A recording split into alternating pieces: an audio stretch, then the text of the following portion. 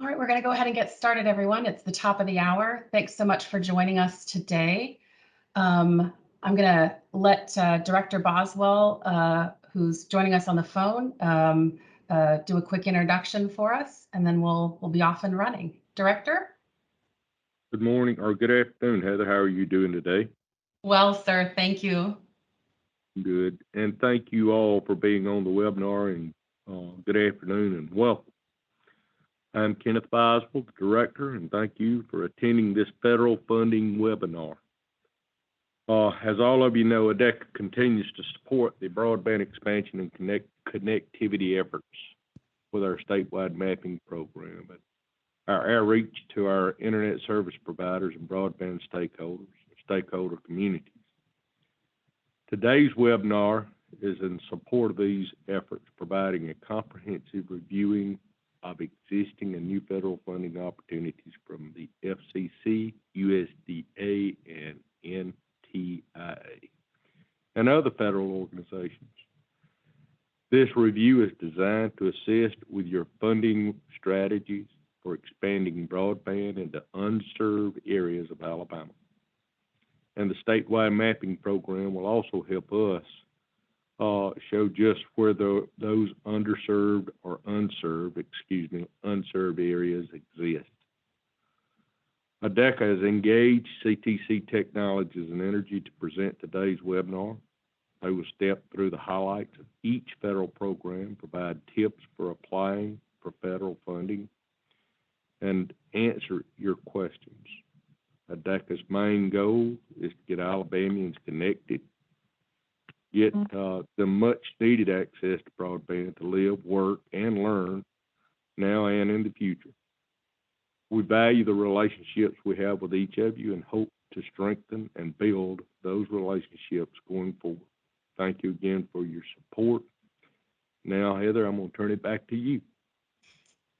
Thank you, Director. I really appreciate it.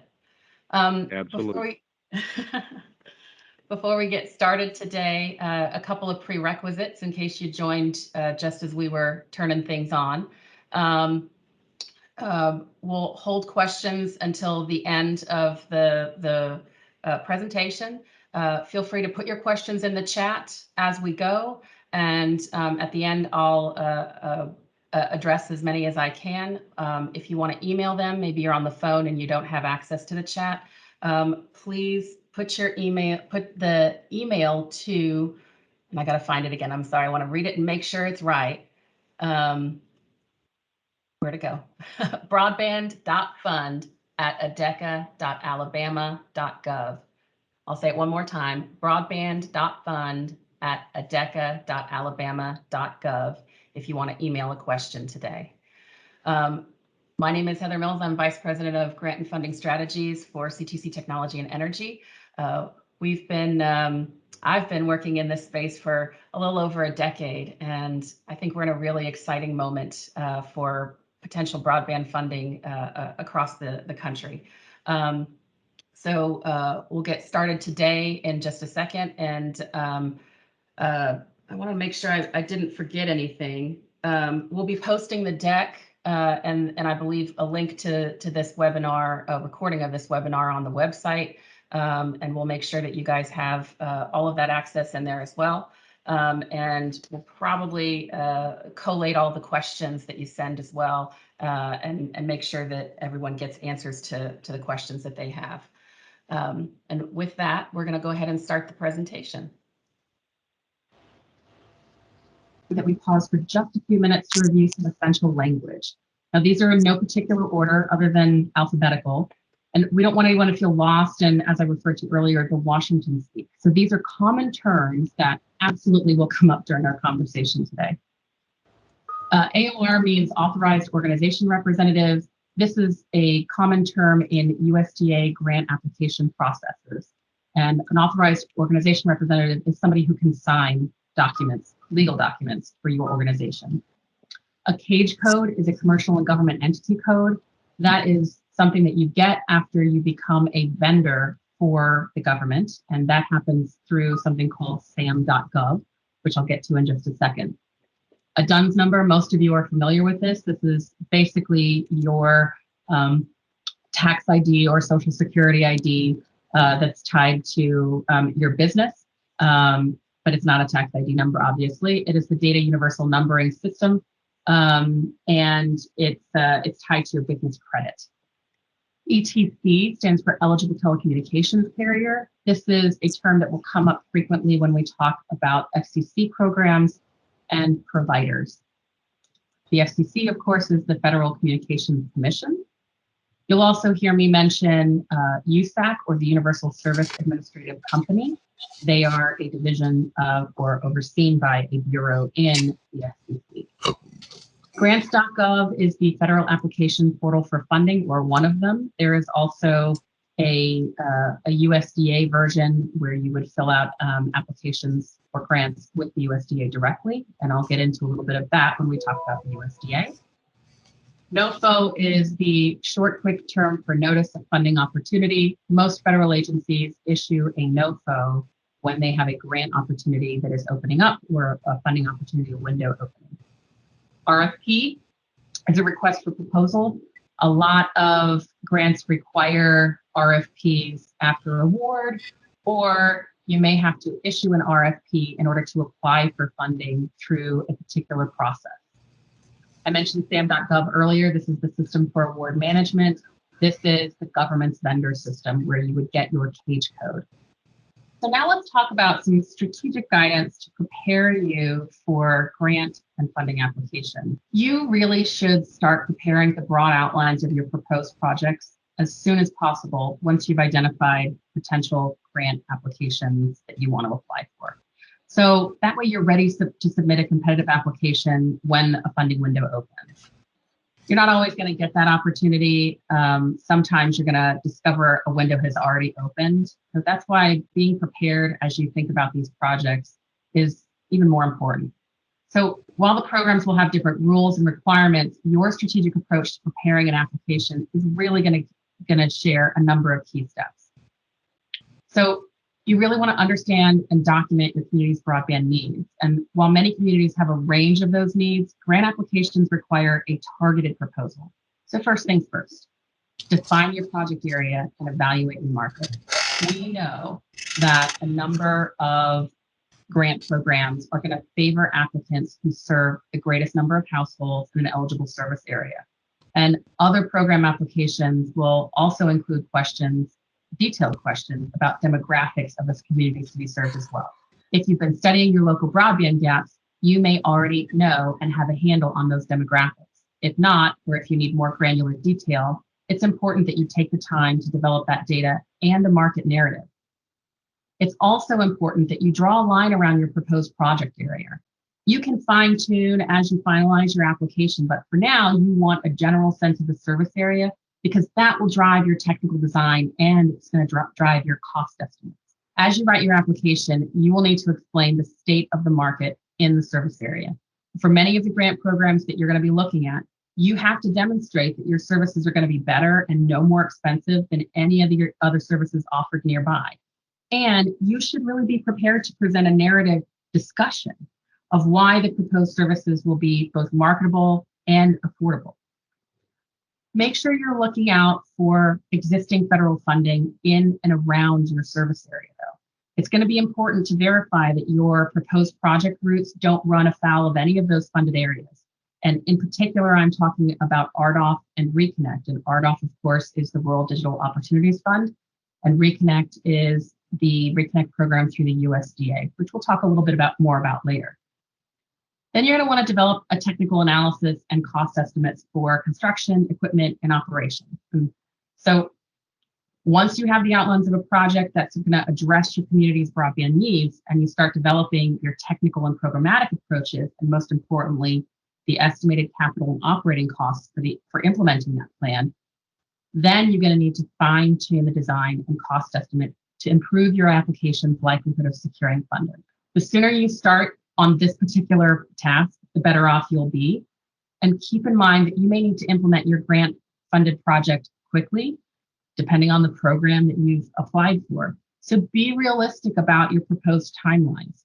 So for example, NTIA's Promote Broadband Expansion Grant Program also known as the Broadband Infrastructure Program, has a 1-year expenditure timeline for construction projects. So an extension is possible on a case-by-case basis.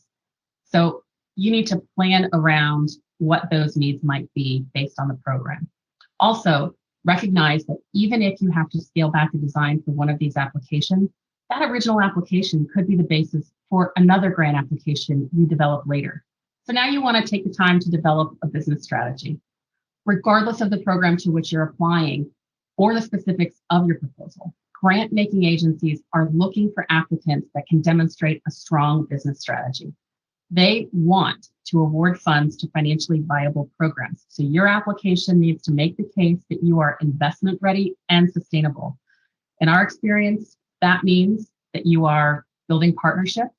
So for localities that don't have experience operating your own network, partnerships with established ISPs or internet service providers are a way to demonstrate operational capabilities. And some programs will require partners.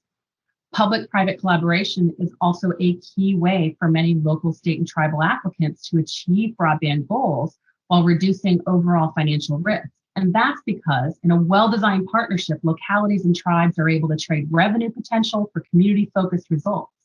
In this type of scenario, the goal is for the private partner to expand the availability and affordability of broadband services to residents whom the market has previously overlooked. It also means that you're going to be developing a sustainable business model. Grant programs are fundamentally designed to deliver limited funds where they will do the most good. For some programs, that means identifying applicants for solid projects that will continue delivering benefits long after the grant award has been spent. So just as you would if you were developing a project to be funded with bonds or as part of a local budget appropriation, now is the time to take your cost estimates and other inputs and prepare a business model to demonstrate cost effectiveness and sustainability. And don't forget about financial matching requirements. They can range from anywhere from 50% to 25% or less, depending. There are programs out there now where there's no match required or a voluntary match required. And our advice is that you always attempt to try some kind of a match, and that could be a cash match or an in-kind match. And what they mean by in-kind is the expense of the sunk costs into the project. So that could be the staff time and the salary and fringe benefits that it costs to pay those staff members, or it could be equipment or software that you've already purchased or will purchase as part of your match to the grant. Then you want to create a grant checklist and start marking off the basics. We expect that some grant application windows are going to be relatively short due to the emergency nature of a number of programs from ARPA and CARES Act funding. So the more you can do to get ready now, the better off you're going to be. As you wait for rules for some programs, you should be starting with the basics. So for example, if you don't have a SAM.gov or a grant.gov account, you're going to need both to apply to most of the grant programs. And most of these we'll discuss today. And you cannot wait until the last minute to set up these accounts. There can be unforeseen roadblocks for last minute applications, and this is generally one of them. If you get all of your application together and you go to submit, and then you realize that you haven't set up your grants.gov account or your SAM.gov account, you may be stalled by a week or more. And if you're doing this last minute, that is a very bad place to be in. Then you want to start gathering the many other types of information and support materials you're going to need for the application as well. In our experience, you're going to need a range of data and numbers, not only to establish eligibility for the program you're applying to, but also to provide content to the grant narrative in general. So start thinking now about the supporting materials, including letters that demonstrate the support of local government, prospective customers, and the business community. Our recommendation is to go above and beyond. Additional letters, such as from your congressional delegation or the Chamber of Commerce, can only help to demonstrate the breadth of support in the community for your project. Also, keep in mind that as we enter into this time where there is so much opportunity for broadband expansion through funding opportunities that we're going to overview today, that materials and availability of construction workers to do the work may become sparse. If you have some of this already nailed down, it'll be important that you mention it in your narratives. So don't worry, there will be more information in the slide deck, which we will provide to everyone after this webinar. We've got a lot to cover today. So if you have any questions, feel free to ask during the Q&A break or send us an email. So the opportunities by agency today will include information from the Department of Agriculture, the Appalachian Regional Commission, or the ARC. We'll cover 1 or 2 opportunities from the Department of Health and Human Services, the FCC, or Federal Communications Commission, and that includes the programs run by its bureaus within the FCC. We'll also cover the ever popular and probably ever present in your mind NTIA, or National Telecommunications and Information Administration, out of the Department of Commerce. They have a couple of programs starting up this year. Some of them are emergency programs. The Department of Transportation certainly has a few options for broadband. The Federal Emergency Management Agency, or FEMA. And there are a number of tribal programs that are in the Department of Housing and Urban Development and the Department of Homeland Security that we will cover at least a little bit of. The first department we're going to dive into today is the U.S. Department of Agriculture, or USDA. Let's start with the Rural Broadband Program. This was formerly known as the Rural Broadband Access Loan and Loan Guarantee Program. I like the shorter title.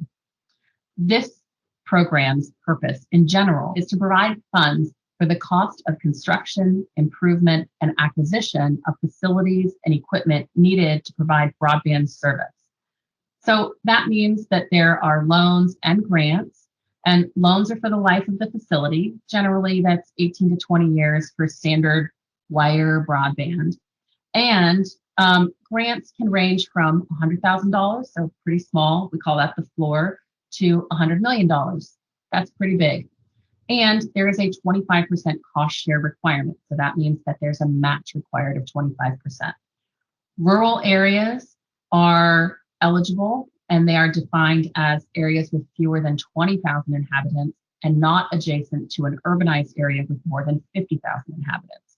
So keep that in mind as you are looking at this as a possibility for applying to. Now, the funding cycle for this one, we're expecting to see something open up the second half of 2021. And you should be aware that funds are dispersed as construction is completed. So if you're looking to finance your project in the process of this, you want to be aware of that piece. Now, you're going to submit your application through what's known as RD Apply, or Rural Development Apply. This is through the USDA, so not through grants.gov. And it requires that you have what they call a level 2 e-authorization or e-authentication. And that is something that could take some time to happen. In my case, it took a little more than a month because I had to go into their office and prove my identity. So you're going to want to make time to get this done, especially if you're on their clock to get the application in time. Keep in mind that a USDA field representative is absolutely allowed to review the submission before it's submitted, and that's going to only help you in the process to tighten up that application in order to make it great. You have a 3-year construction window for whatever project is approved, and you want to make sure that you are being really, really smart with your timelines in general. Our next program is USDA's Reconnect program. Reconnect is really meant to make loans and grants to provide funds for the cost of construction, improvements, or acquisition of facilities and equipment needed to provide broadband service in eligible areas. So, what's an eligible area? It's a rural area where at least 90% of the population lacks access to, at this point, a minimum of 10-1 service, or 10 megabits up and 1 megabit down service. So that means that you're really looking for the unserved of the unserved at this point, right? And there are 3 different types of Reconnect applications you can make. You can ask for what they call the 100% grant product, which is really a grant that requires you to provide 25% of the match, or a 25% match. You can also ask for a loan, and the loan limit is up to $50 million. The grant limit is up to $25 million. And you can also ask for a combo. You can do a 50-50 grant loan, and that's with a limit of $25 million to $25 million on each of those. And if you really wanted to, you could do just a 50% grant and put up the other 50% if that's what you wanted to do. There's about $600 million available for round 3 so far. It's possible there could be more, but we're expecting the application window, which should open in early 2022, to be only about 60 days. So you really need to get going on this. And keep in mind that generally the provider is the applicant. Now, you're going to want to talk to the USDA representative if you have questions about who the applicant should be, because maybe you're a municipal provider or maybe you're partnering. Just make sure that you've touched base with your representative so that they can help give you the guidance that you need. And keep in mind that this used to be a pilot project, and it was a pretty successful pilot project. In round 1 alone, they invested about $744 million in bringing high-speed broadband to various areas of the United States. And it's all on their website. I recommend you go take a look. There's also a really great map of where the awards have been made, how much they've been made for, so you can get a sense of, well, maybe there's somebody around me that I want to understand how they're servicing. Some really quick tips as well. Again, this is something that's going to be through the USDA's Rural Development application window, and absolutely requires a level 2 e-authentication or e-authorization. And you really have to demonstrate your ability to operate a broadband network. That's why earlier I said the provider is the applicant. They're going to ask you as part of the application to provide pro formas and timelines that show that you're able to complete the build out within 5 years of funding. And those pro formas have to show financial details about the whole organization, so not just the project. This again is why it's important that you only, if you're a provider and you're doing an application, that you take into account, you can only put in one applicant or one application for Reconnect at a time. So if you have several projects that you want Reconnect money for, they all have to be a part of the same application. We've included in the slide deck some links to the program overview and the most recent application guide. Keep in mind, this is now a regulated program, and we expect the NOFO to be issued sometime in the late fall, early winter. Now, Community Connect, also through the Department of Agriculture. This program is a highly competitive program that is designed to provide financial assistance to applicants that will, on a community-oriented connectivity basis, provide broadband service that fosters economic growth and delivers enhanced educational, healthcare, and public safety benefits. So it's a smaller program. They usually only have $20, $30 million at the most to give away. And it's a grant, and it requires a 15% match. So awards have generally ranged from around $100,000 to $3 million. And eligible areas really are designed to be contiguous areas with populations that are 20,000 people or less that don't have any broadband service. So what they mean at the time was anything less than 10.1, and they may be updating that in future iterations of the program. Now, keep in mind that this program in particular, because of its community-oriented connectivity basis, requires you to include construction of community centers or construction to community centers. And you have to ensure that you're providing service to that community center with at least 10 computer access points, and free access to broadband for up to 2 years. That's generally not a hard thing to do for a program like this, especially if you're getting a whole lot of other benefits out of this. But again, take a look at the deep requirements here. This is a smaller program. I might even call it something of a relic. So because it's so small, again, only 35 million available, but has traditionally been very competitive to the point where we've had clients who have spent 1 to 2 years preparing to apply. And that's a really big deal. Now, we're expecting a funding window to open late this year. And you can expect that funding window would be 45 to 60 days total. Again, this is one that you're going to submit through Rural Development Apply or RD Apply, and it does absolutely require at the same time level 2 e-authentication or authorization to apply. So make sure you have that. And as I mentioned earlier, community engagement is essential. And here's how essential it is. It's 40% of your score. You really, really need to make sure that you've got the community in on this.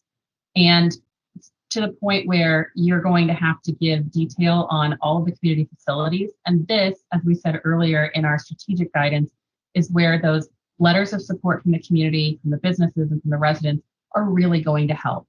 Go the extra mile here. And keep in mind, very competitive and demanding and small budgets compared to other programs that we'll talk about today.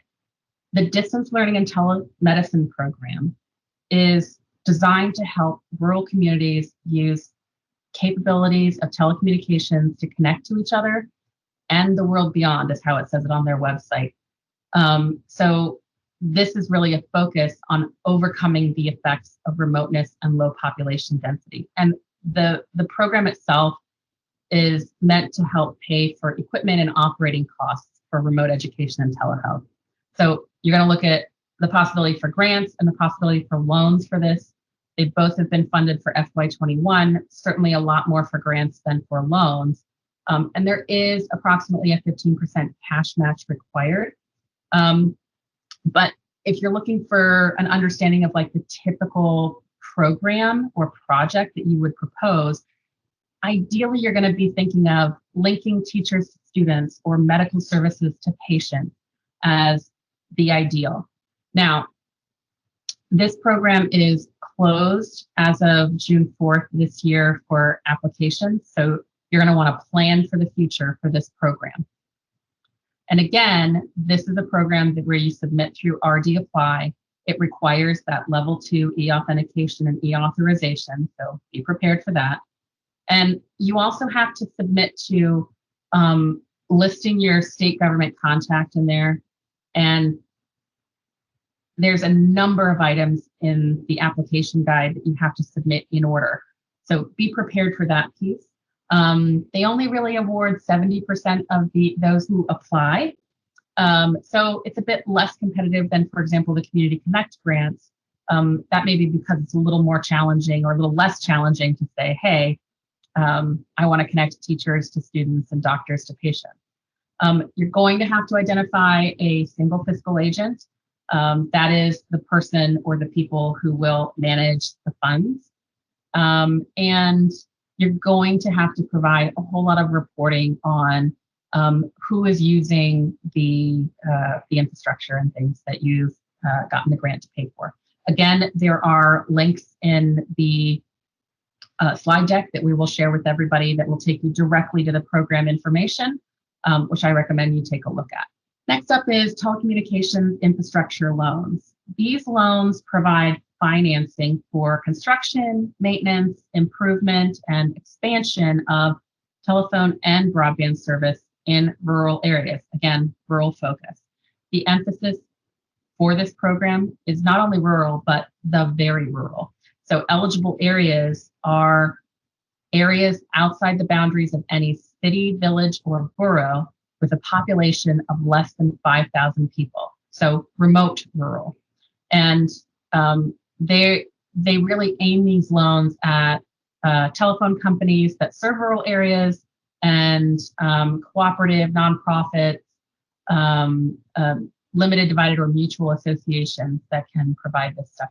And the loans themselves are designed to be cost of money or guaranteed loans, and they also do hardship loans. And the minimum you can ask for is $50,000.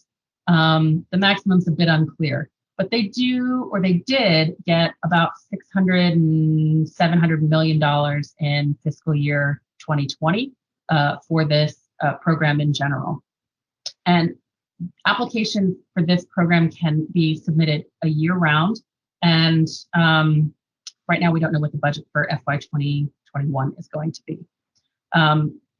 I highly recommend you contact your general field representative to talk about this program if you're interested. You're going to want to confirm your rural eligibility before you start the application process. And in fact, USDA has a tool online that I believe you can do that with, and that online tool would then print a confirmation that you would put into your application. You've got to provide 5 years of projections, and those projections also have to include your take rate or the number of existing and potential subscribers. And you really have to make sure that you're being smart about the disclosures, make sure they get all done, but also include a system design that is done not just by anybody, but by a telecommunication engineer. And you're going to want to provide that engineer's resume with your application so that there's due diligence done upfront for that program. And last but not least, in the USDA bucket for today is the Rural Business Development Program. This program is not something that you would use for construction. This is technical assistance and training for small rural businesses. And by that, they mean businesses that employ less than 50 workers and make less than $1 million in gross revenue in a fiscal year. So if you're a rural public entity, you are eligible to apply. And how this applies to broadband in particular is you can apply for funding to complete a feasibility study or a business plan, and that would focus on broadband deployment. This program in particular is managed by state USDA offices, and that means that you have to contact the state office really early in the process and follow the requirements that they set out. And you will apply through the state office as well. So take the time to get to know your state office representative. Now we're going to talk about the programs that are available for funding through the Appalachian Regional Commission, or ARC. Appalachia is made up of approximately 420 counties across 13 states, which spans 205,000 miles from southern southwest New York down to northern northeast Mississippi. So a lot of potential projects in that area. I'm going to start today with the POWER grants. This is short for Partnerships for Opportunity and Workforce Economic Revitalization Initiative. And really, this is a program that targets federal resources to help communities and regions that have been affected by job losses in coal mining, coal power plant operations, and coal-related supply chain industries due to the changing economics of America's energy production. So in particular, this program is supporting efforts that create a more vibrant economic future for those coal-impacted communities by really cultivating economic diversity, enhancing job training and reemployment opportunities, creating jobs in existing or new industries, and attracting new sources of investment to those affected areas. Generally, this program releases an RFP every year in the spring. So right now, this opportunity is closed for the current year, but you can expect that in the spring of 2022 that an RFP will be issued. You'll be required, if you're interested in applying for this funding, to give them a letter of intent. It's not a binding letter, but it will be required so that they know how to manage the influx of applications that are coming in. Generally, these are implementation grants and technical assistance grants, but broadband is an investment priority, and they have allocated up to a third of the program funds to be given away for broadband in general. And this last year, or this current year, they had $45 million. So that's $15 million for broadband. There is a cost share. It does vary, so you'll want to be in touch with the ARC representative in your area to make sure that you're properly prepared for that potential cost share. Some quick tips to be thinking about as you're strategizing whether or not this is the right opportunity for you is, in general, in regards to broadband, there is an existing speed threshold for eligibility for that is, a little bit lower than other programs, and strategically that may help as far as what you're looking for. But again, there's only $15 million available in the program, which means that it would be a little bit more competitive in that regard. You really do need to make sure that you've done your homework for this application as well. So you're going to need to reference applicable feasibility studies that show that you have a demonstrated need for the grant application, but you also need to address all of ARC's, well, not all of them, one or more of ARC's 5 strategic investment goals and the general state ARC strategy that is there. Again, a good reason to reach out to the state program manager to get a download from them on the best path forward. And finally, be sure that whatever application you put in with ARC that you're discussing, the economic development benefits of your project to your region for the application. We'll include in the slide deck links to the program page and sample links to RFPs that have been put out in the past. The Appalachian Regional Commission also has what are known as area development grants. So the area development program in general makes investment in 2 general areas: critical infrastructure and business and workforce development. For critical infrastructure investments, those will mainly include water and wastewater systems, transportation networks, broadband, and other projects that anchor regional economic development.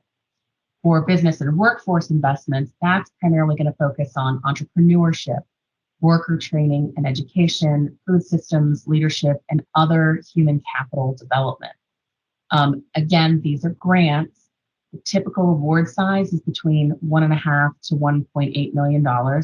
There's a cost share or match of between 20 and 50% required. And you're going to want to talk to your ARC regional representative to make sure that you understand exactly what those terms will be. Keep in mind that this program is also currently closed, but it is state specific. So you need to, again, reach out to your representative. And if we can give you a couple of quick tips here for this program, should you do decide to move forward, we suggest you make a good effort to show sustainability beyond the project life of whatever it is that you're proposing. And again, for any of these programs, if there are goals that are stated for the program, it's really important in your narrative that you address those goals. ARC's got 5 strategic investment goals, and there's a state ARC strategy in general. And finally, of course, you need to discuss the economic development benefits of your proposed project. The Department of Health and Human Services has the Telehealth Network Grant Program, which is probably worth taking a look at for your strategic goals as well. This program focuses on promoting rural telehealth emergency services with an emphasis on telestroke, telebehavioral health, and tele-emergency medical services. We are expecting that they will open this up sometime in the current fiscal year.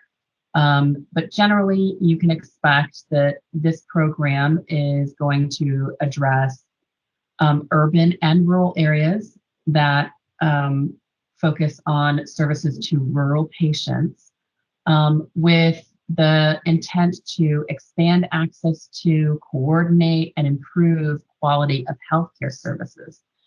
Also, they're looking to improve and expand training for healthcare providers, especially for telehealth purposes, and to expand and improve the quality of the health information available to healthcare providers and to patients and their families so that they can make better decisions. These are grants.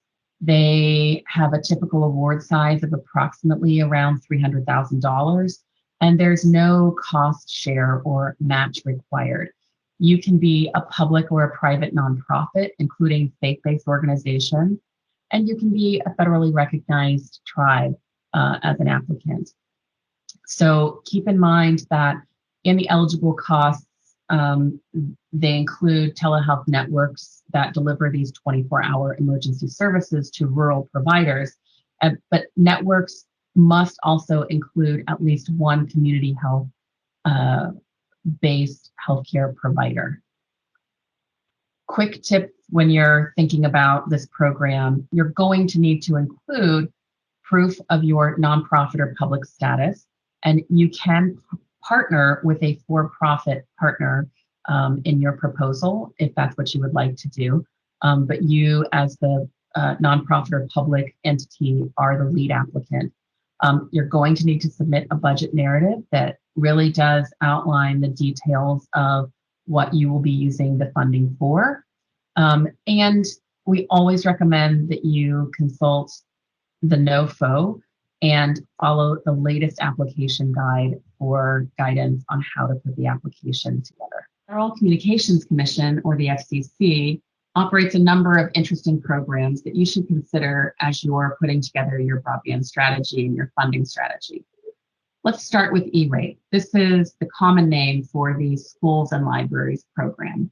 This is a federal subsidy program that runs between 50 and 90% for services to schools and libraries. And there's a component of the program that will allow you to purchase equipment as well. Generally, localities and nonprofits are eligible providers. So if you are a municipal network interested in providing services to schools and libraries, this is an interesting way to do that. Keep in mind that the goal of the program is to foster a competitive marketplace that helps drive down costs for schools and libraries in general. There is a cycle to this, and you'll see on the next slide a very linear process, and I'll take you through it very quickly. But what you need to know as we get in there is that this is designed to be an annual process that goes from July 1 to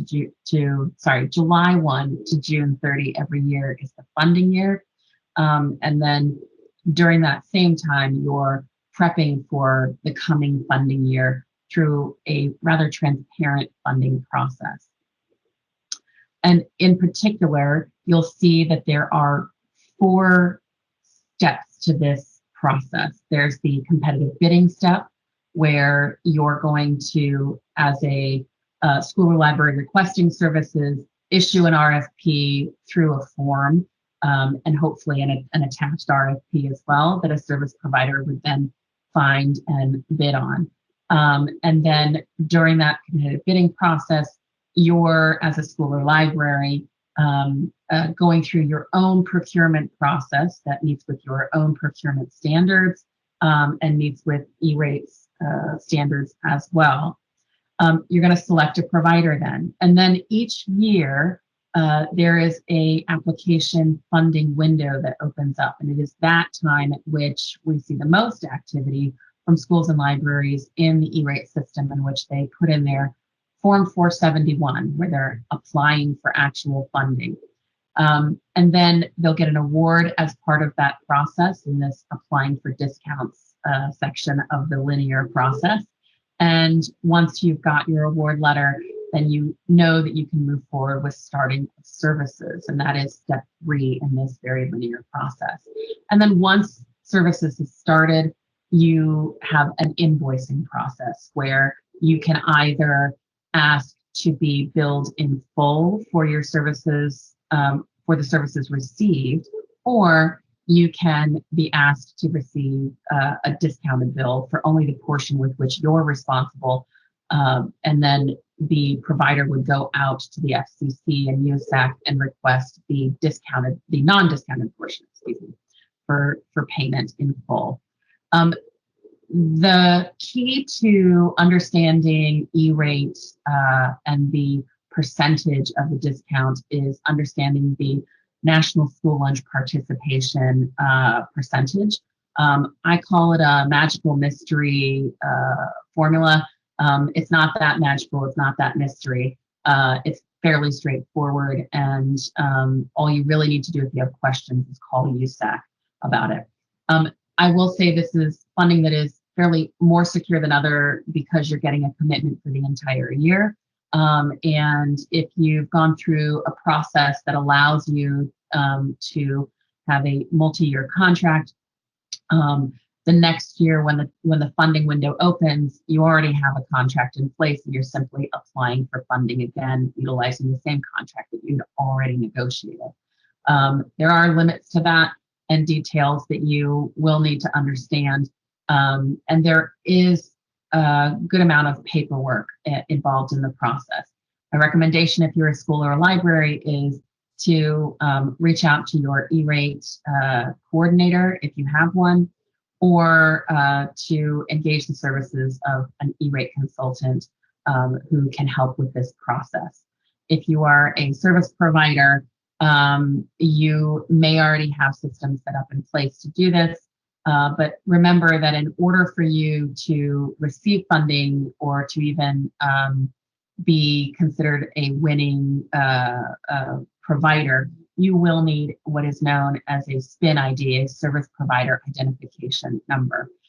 So make sure you're taking a deep look at what the required paperwork is for this program. And in the slide deck that we'll share with everybody, there will be links on general background, a full program description, and of course, the very important eligible services list, which is published every year, fresh because it gets updated every year. There's also a good amount of program training resources and recorded webinars that happen. And I urge you to go to the USAC website and sign up for their weekly email updates. On there as well. They always do a really good job communicating stats of the program in general, and the team that they have on call when you pick up the phone are pretty fabulous and really go the extra mile to help answer questions that you have about the process. It is a worthy program to take your time with. The next FCC program we're going to talk about today is the Rural Healthcare Program. This is made up of two other programs, the Telecommunications Program and the Healthcare Connect Fund. Let's start with Telecommunications Program. This program provides reduced rates to rural healthcare providers, or HCPs as you'll hear me call them, for telecommunications and voice services for the use of telemedicine and telehealth. Eligible services for this are discounted at the difference in cost between what is known as the urban and the rural areas in your state. Take some time to go through the Telecommunications Program website. It'll be in a link that we include with the slides, and make sure that you understand the ins and outs of this in general. The Healthcare Connect Fund is very similar to E-rate in structure, except that it's for healthcare providers. And this provides a flat 65% discount on eligible broadband expenses for rural healthcare providers. You can apply as an individual HCP or as a consortium, and a consortium can be made up of both rural and urban healthcare providers as long as the balance is 51% rural. And it's really important that you know that only a consortium can apply for broadband infrastructure funding. They're not going to allow an individual HCP to ask for millions of dollars to build their own network. So keep that in mind. This program, like the E-rate program we talked about earlier, runs from July 1st through June 30th. And generally, you're going to submit an application for funding during the a funding request period, in the same vein as you would for the E-rate program, although there'll be obviously different programs. Take your time with both of these programs to go through and make sure you understand the paperwork process. The majority of the paperwork is online through the healthcare portal. To understand if you're eligible as an HCP, you have to use an application form known as the Form 460, and you'll be putting in your applications for funding through the portal that they have set up. It is an entirely separate system from the E-rate system that is there. This is a 6-step application process, and it is quite burdensome. And you do want to pay attention as much as possible to follow-up due diligence requests from USAC on this program. And keep in mind that the program has some pretty good education materials. It is not as well funded as far as administratively as the E-rate program has been historically. So take the time to really understand what you need to do to apply for this program. And that includes getting very familiar with the application portal, which can be a little unfriendly to users at times. So let's move on. There are a few emergency programs that I want to make sure you're aware of. You've probably heard about the Emergency Broadband Benefit, or the EBB. This was part of the stimulus package passed in late December of 2020. And in particular, this program is designed to support broadband costs to help low-income households stay connected during the pandemic. It's similar in structure to the Lifeline program, but only in the fact that it's built on the Lifeline structure. And we don't know exactly how long the funding for this program will last. There's $3.2 billion available, and we do not anticipate that it will be refreshed at any time. As of the creation of this webinar, the consumer portal for applying to take advantage of the EBB had been opened in May and had taken in approximately 2.5 million new customers. And the way that this program works is that as a customer who's qualified for the program and has selected a provider, the provider bills the FCC directly for the cost of the the cost of the services. And that is costs up to $50 per month for everyone except for tribal entities. If you are a tribal member or live on tribal lands, the benefit is up to $75. The program also has an equipment component, and that is a little bit harder to get your hands around simply because not every participating provider is also selling a piece of equipment with their participation in the program. If they are, the benefit for that is up to $100, as long as the equipment itself that is a laptop, a computer, or a tablet, and the consumer has to pitch in a little bit as well, somewhere between $10 and $50. So just be aware of that opportunity there. We think the funds are likely to last between 5 to 9 months, but technically the law states that the funds will end when they are exhausted, or 6 months after the end of the COVID-19 pandemic health emergency is declared over. Now, if you are a provider and interested in partaking in the EBB, it's not too late for you to apply to do so. You need to go to the EBB website through USAC and file the necessary paperwork.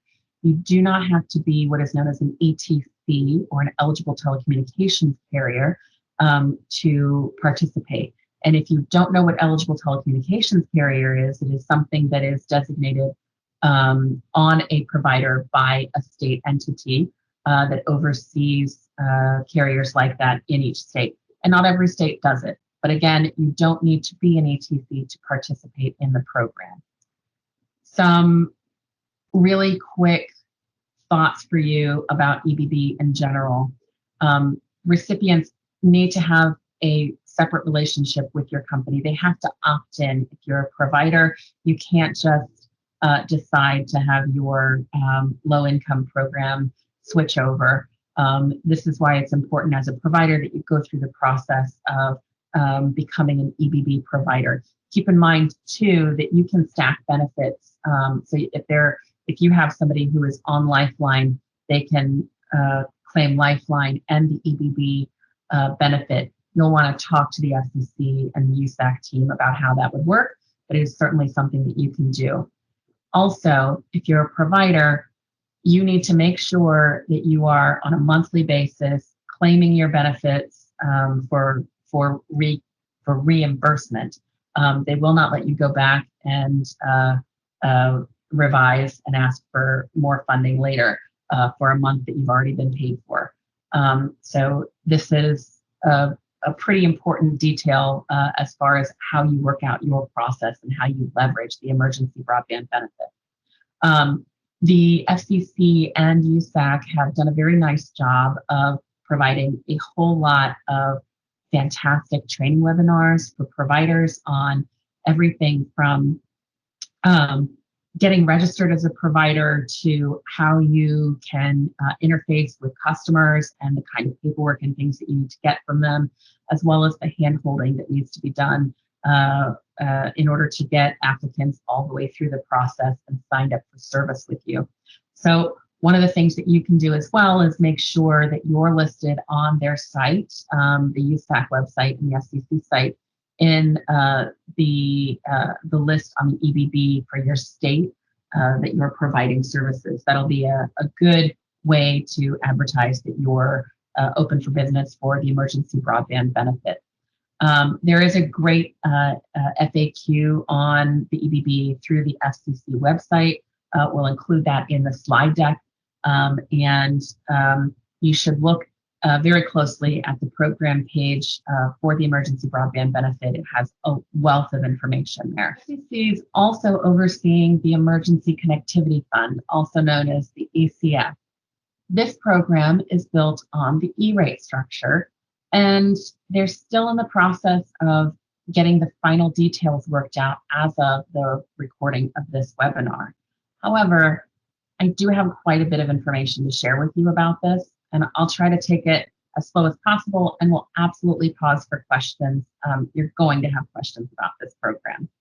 Now, it's important that you know that, again, it's an emergency program, and it is really designed to help schools ensure that their students are able to learn from anywhere. So that means that this is designed to help purchase equipment and services for use by students and staff and faculty at the schools and libraries at locations other than school or library to help address the homework gap during the pandemic.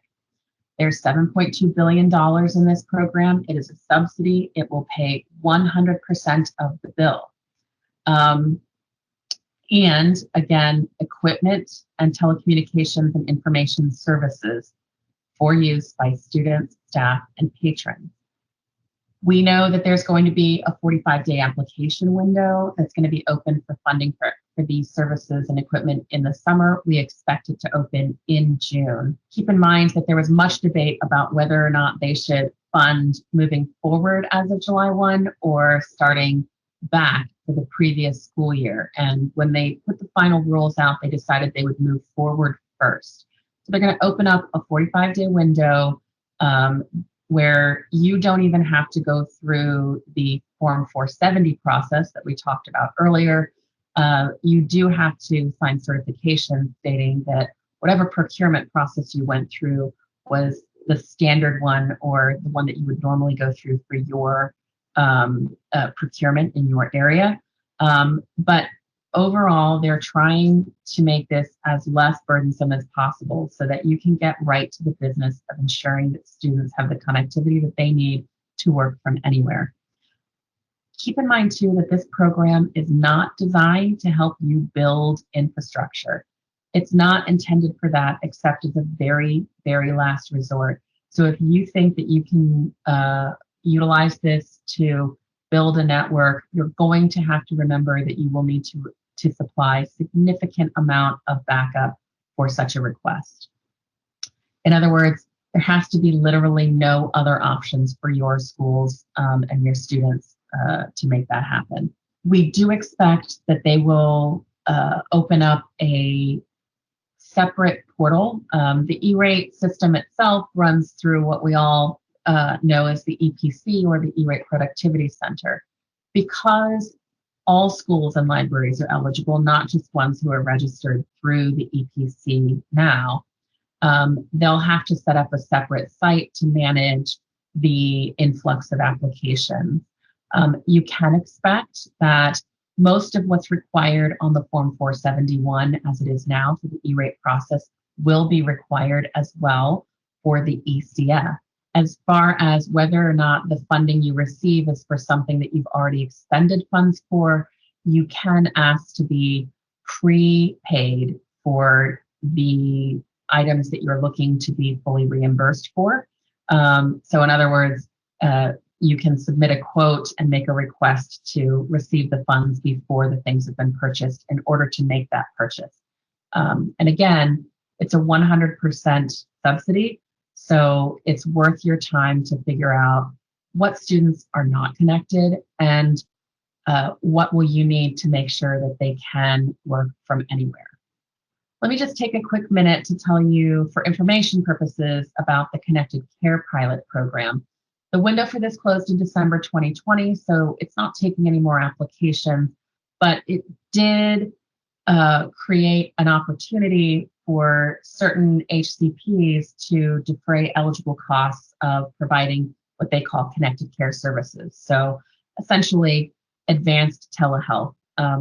This was really around broadband connectivity, remote patient monitoring, video visits and consults for low-income patients with heart failure and cancer and infectious diseases, that kind of thing. It did not cover any administrative costs for participation. It didn't cover end user devices, and it's a 3-year program.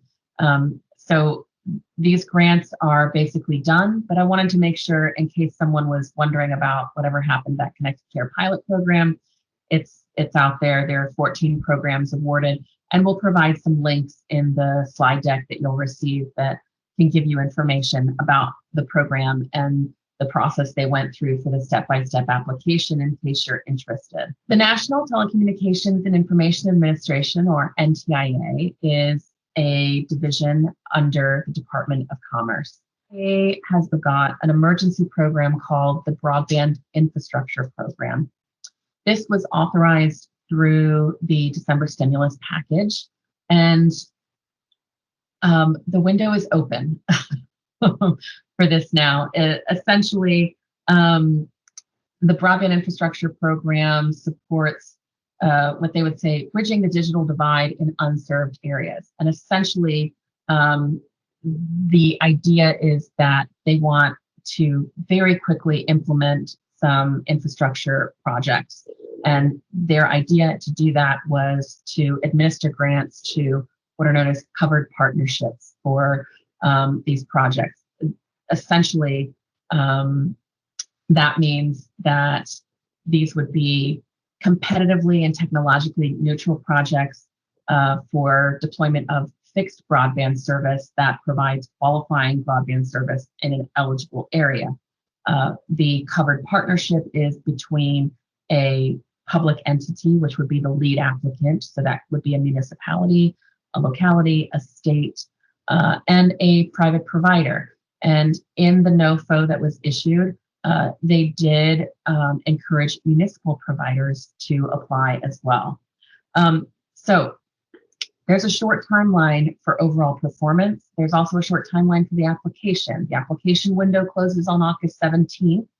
And then as far as the performance, what they would like is for you to get going right away. And they want the project to be built within a year. They understand that there's going to be any number of roadblocks that you have to deal with to make that happen. You are able to ask for an extension as long as you do it within a certain period of time.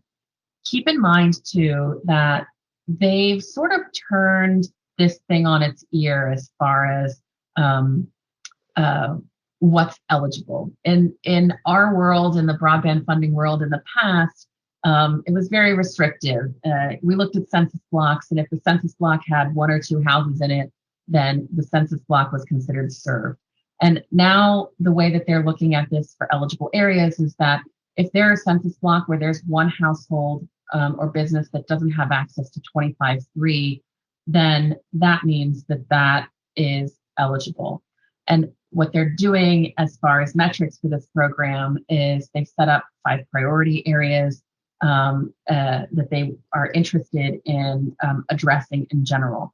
And the first priority area is, are the applicants getting to as many unserved in the defined census block as possible? So if you have a census block that is 50% unserved and your proposal is to serve 100% of that 50%, that would put you in a good place as far as a review of your application is concerned. Now, keep in mind as well that there's really not a limit on what you can ask for, but if you're going to ask for more than $30 million, you're going to need to provide a good amount of justification for doing so. The floor of $5 million is more of a suggestion. They really do want to spread this money around. So if you have a project in mind that is less than $5 million, I encourage you to go ahead and put that in the hopper, as they say, as an option. Other things to keep in mind as you are strategizing your application for this particular program. There isn't a match required, but you can get extra points if you provide a 10% match. And that match doesn't have to be in cash. It could be in kind. You'll also get a little bit of what they call favorability in the review process. The scoring on this program is something that is a little bit of a mystery still. And while the NOFO did lay out the priority areas and how the points would come together, it's going to feel a little bit like you're applying for admission to an Ivy League university. Take the time to really dive into the points and how you will secure those points. Make sure that you understand what priority group you're trying to get your application into. And quite honestly, the best place to be is that very first priority group, which is ensuring that you're serving the greatest number of households that are unserved in the census blocks that you're proposing to serve. NTIA is also administering what's known as the Secure and Trusted Communications Network Reimbursement Program. This is more commonly known as RIP and Replace. And essentially, it's designed to assist small providers with removing equipment that may pose a threat to U.S. national security. Now, it's not designed for every provider. Essentially, you need to show that you have less than 10 million customers. They did increase that. It was originally 2 million customers. Now it's 10 million. And you're supposed to be getting rid of anything, I think, that was produced by Huawei or ZTE. And in particular, the replacement doesn't include anything specific. It just can't be made by Huawei and ZTE. This was launched on March 12th of this year, and we expect that once finalized, the program will have a 30-day filing window. One of the more exciting programs that is part of the stimulus is the NTIA's Tribal Broadband Connectivity Program. This one centers on tribal broadband infrastructure and expanding access to online services. And they've just released the NOFO for this program in late May. There's approximately $1 billion available. It is, something that is designed to prioritize unserved areas, but essentially you're looking at, money for tribal governments, tribal colleges and universities, the Department of Hawaiian Homelands, some Native corporations in general, in order to build broadband infrastructure, and that includes submarine cable, in order to provide affordable broadband programs, such as reducing the cost of services, distance learning, telehealth, digital inclusion, all very, very exciting. They've also made sure that any tribal or any eligible entity that applies will get a minimum amount of funding. They've been very clear about equitable funding. Further, if there are award commitments in your area for other programs, such as RDOF, if those commitments haven't begun their, shovel in the ground, they haven't broken ground yet, and the tribe did not authorize or has not authorized the winners of those programs to move forward, the tribe simply needs to state as much in their application to the NTIA. There's a lot of information about the program right now on NTIA's website. They did a wonderful job of listening to potential eligible entities through several listening sessions. They put together some really excellent webinars on the program. I encourage you to go and review some of those sessions and make sure that you understand what you need to do as a tribal entity to apply. The Department of Transportation has a couple of programs that are worth your time as well. I'll start with the Infrastructure for Rebuilding America, or INFRA program. This was formerly known as the Rural Broadband Access Loan and Loan Guarantee Program. Loans are for the life of the facility being proposed, and generally those are 18 to 20 years for standard wire broadband. Rural areas are defined as areas with fewer than 20,000 inhabitants and not adjacent to an urbanized area with more than 50,000 inhabitants. So eligible areas are opportunity zones, empowerment zones, promise zones, tribal areas, generally rural in nature. Program purpose in general is to fund transportation projects of national and regional significance that are in line with the current administration's principles for infrastructure projects that result in good paying jobs, improving safety, applying transformative technology, and explicitly address climate change and racial equity. The funding available for this year's grants totals approximately $890 million. And you're going to want to take a close look at, in general, the eligible costs for this. So broadband-only projects that support operational and or initiatives, construction, rehabilitation, property acquisition, environmental mitigation, and development phase activities. So that's planning and engineering. It'll also pay for highway freight and bridge projects and grade crossing separation, all of that sort of wrapped up together. Keep in mind that the current infra window is closed. It closed in March. They will be making awards this June. And those awards, once made, they'll have, the awardees will have, I believe, 18 months to start the work. It's important, if you're thinking about this for the future, that you show that the project that you're looking to get funding for is shovel ready. And what we mean by shovel ready is that once you have notice, you can pretty much get started and get that shovel in the ground. Again, this extends to broadband projects that support innovative technology. So what they mean by that is something like smart signals, automated enforcement, dynamic messaging, pricing systems, autonomous vehicle facilitation, vehicle to everything, vehicle to infrastructure, vehicle to grid, cybersecurity, port entry security, the list goes on. Essentially, and also broadband deployment in rural areas. So another piece of this too is that cost effectiveness is going to be key. So make sure that as you're putting your applications together, you're really driving home the facts that whatever this project is that you're proposing is the most cost-effective way to get it done. There's really good overviews of the program via recorded webinars through the Department of Transportation.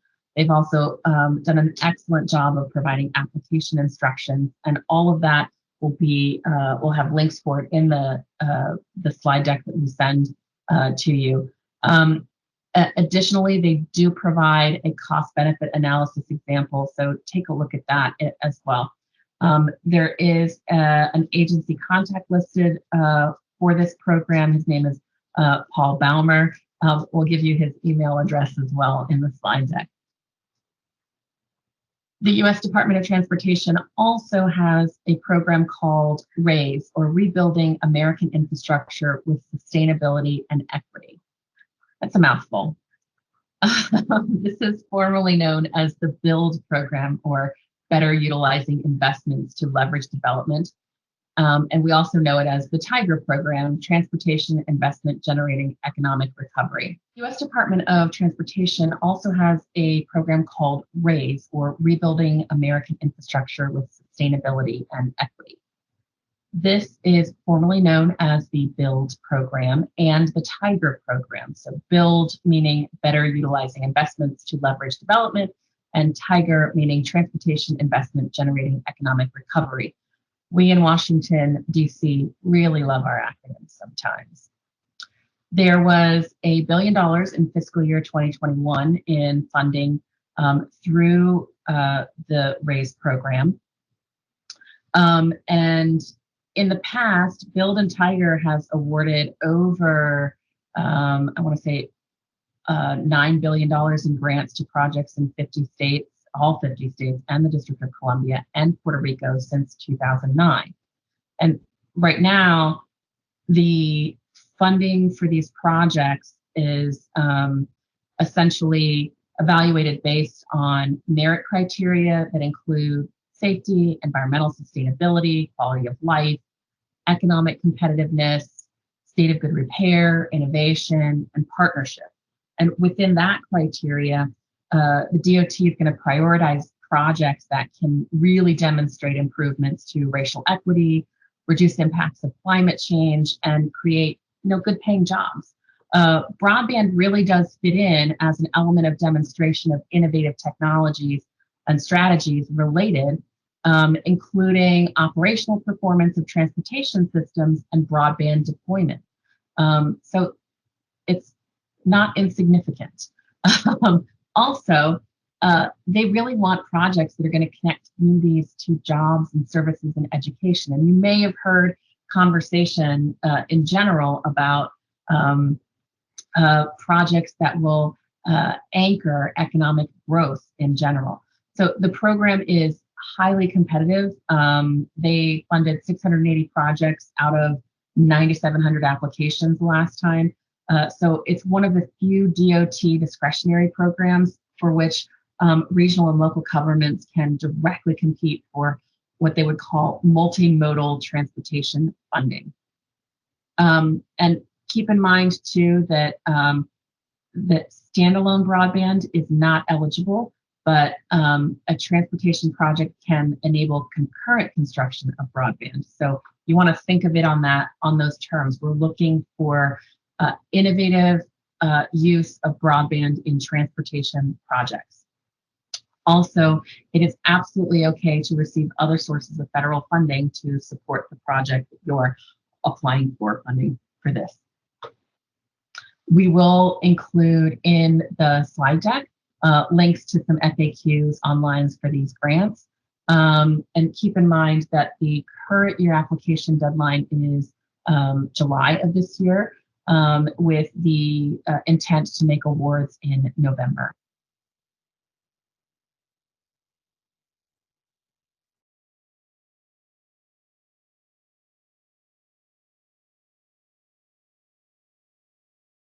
Okay. I feel like that was a tour de force, everybody. um, we didn't really have very many questions. In fact, I think there was only really one in the chat. So we'll pause now. If there's any questions, feel free to put them into the chat, or we will follow up. Brenda, Tuck, we should have these slides available within, I think, the next 24 to 48 hours.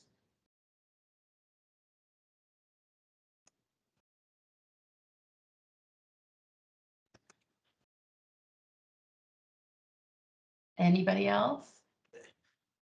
Yes, I have a question. Sure, Scott? Okay, with the NTIA, I know and maybe the FCC also has resources showing what census blocks are eligible. And in the past, or anything I'm familiar with, it's always, an unserved would be, a census block or a census tract where there's no access to broadband. Even if one business, one household has it, it's not eligible. But I noticed, like in that broadband infrastructure program, it's a little different, as you noted, that even if one business or one household is unserved or underserved, that block would be eligible. Is there any resources out there, documentations or list of what census blocks would be eligible with that criteria? It's the, what do they call it? The $6 billion question, right? Okay. So they've made available what they call the NBAM, or the NTIA's broadband availability map That's right. for looking over that. But the best advice that that they have given, and that we're passing on as well, is there is nothing better than speed test data or actual on the ground surveys that you've done to provide backup to show the unserved. Again, to qualify the area or that particular census block, you only need to show that there's one household in the census block that is not receiving that minimum 25.3. And they use some pretty specific language there too. There is, in particular, they use the word sustainable when they describe that 25.3 service. A number of places that we're working with have sent out outside plant teams to do on the ground surveys, and a number of clients are leveraging recent speed test data that they've done either statewide or locally there. That's the quick answer for you. Okay, thank you. You're very welcome. We'll post the slides on the ADECA website, and I'll let Karen or Era, my faithful colleagues, put in the chat where that would be. And I believe within the next 24 to 48 hours. And we'll make sure that everyone who has signed up here has access to those slides. Brenda, you're also asking what assistance is there to help a community find a service provider that is eligible to serve their rural community or rural county, as it's a huge issue in some of your rural counties. I would encourage you to reach out to ADECA and see what kind of resources they can help you with there. I know that there's certainly a number of planning events going on in the background, and I think that they might be able to point you in a direction in that regard. Any other questions?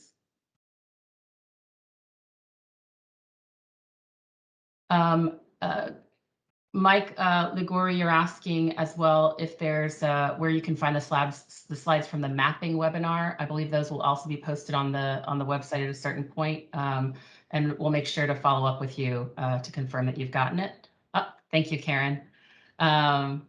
She's added to the chat the link to the slide deck and recording for that.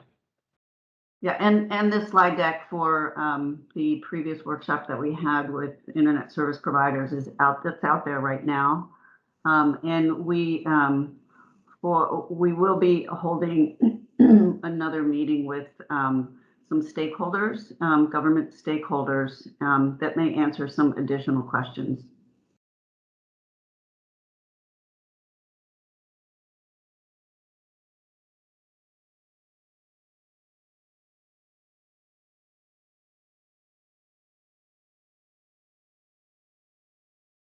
All right. Well, if there aren't any other questions, thanks everyone so much for your time today.